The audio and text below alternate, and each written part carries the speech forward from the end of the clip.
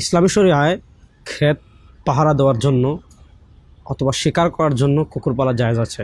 বর্তমান আমাদের একটা ট্রেন্ড হয়ে গিয়েছে যে কেউ নিজেকে একটু আধুনিক প্রমাণ করার জন্য নিজের সাথে কী রাখে, কুকুর রাখে।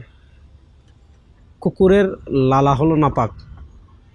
কুকুর যদি কোনো পাত্রে মুখ দেয় তাহলে সেই পাত্র কোনো বর্ণায় 7 বার ধোয়ার কথা আছে, কোনো বর্ণায় 3 বার ধৌত করার কথা আছে। একবার আপনি মাটি বা সাবান জাতীয় জিনিস দ্বারা ভালো করে ধৌত করতে হবে কুকুর যদি কুকুরের লালা এতটা বিষাক্ত না পায়।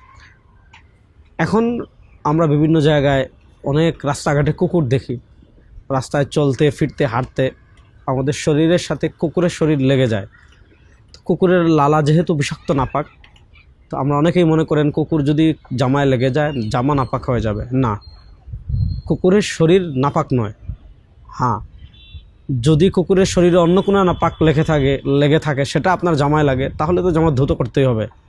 কিন্তু এমনি কুকুর হাঁটছে অথবা আপনি রাস্তা পার হতে কুকুরের সাথে লেগে গিয়েছে অথবা গ্রামে চলতে কোথাও আপনার জামায় কুকুরের শরীর লেগে গিয়েছে, কুকুরের শরীর লাগার ধারাই আপনি যে জায়গায় লেগেছে ওই জায়গা বা জামা এগুলো নাপাক হবে না।